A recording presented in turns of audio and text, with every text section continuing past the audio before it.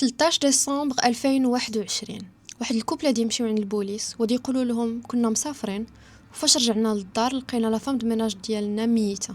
فاش غادي يوصلوا عندهم للدار غادي يتصدموا، غادي يلقاو نور 28 عام مرميه في الارض عريانه، راسها محسن، ناقصينها بزاف ديال السنان وعليها بزاف ديال الضرابي.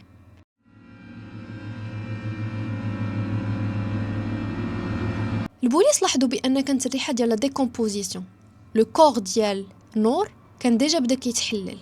من غير ديك الريحه الخايبه بزاف كانت حتى الريحه ديال الكيميكالز، كانوا لي برودوي شيميك.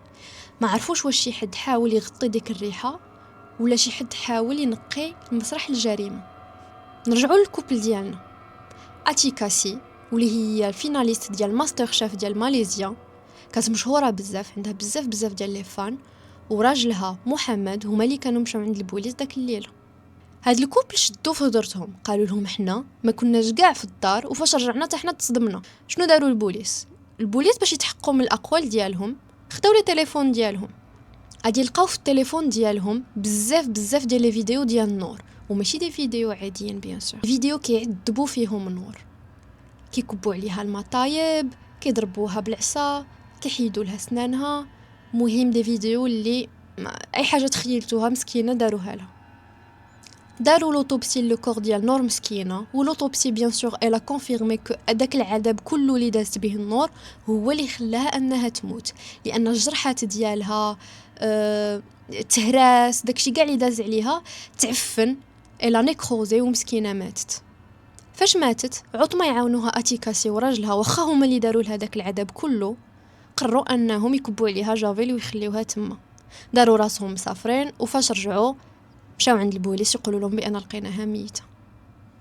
ما عرفتش واش نقول الحمد لله ولا لا، ولكن بالفضل لذاك لي فيديو اللي لقاو البوليس، داك لي فيديو اللي قالوا انهم صادمين جدا، بفضل داك لي فيديو قدوا انهم يشدوهم بيان سور للحبس.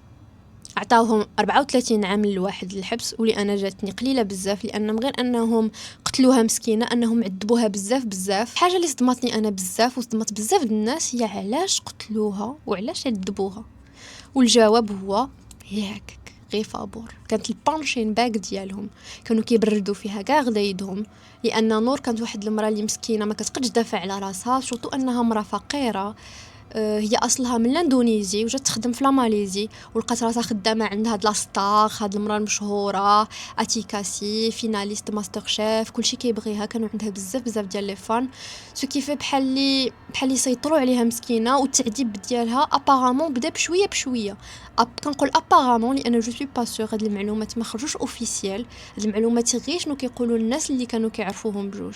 قالوا بان التعذيب ديالها بدا بشويه، وفاش لقاوها مسكينه ما كتقدش تدافع على راسها، ما كتقدش تقول لهم لا، بداو كيعذبوها وكيصوروها جوست بور لو بليزير هكاك، حيت كانوا كيبغيو يبردوا غدايدهم فيها وصافي. هذه هي القصه ديالنا هذا النهار، اللي انا بعدا صدمتني شخصيا بزاف، لان لا بيرسون كي قلت لكم مشهوره بزاف في لا ماليزي، عندها بزاف ديال لي فان، وكنقول في راسي حتى حد ما تخيل ان هاد المراه اللي كتبان ظريفه هكا في التلفزيون تاخذ الروح بحال هكا، سورتو بهذه الطريقه وبدون سبب. اعطوني الاراء ديالكم في هذا الكيس، and باي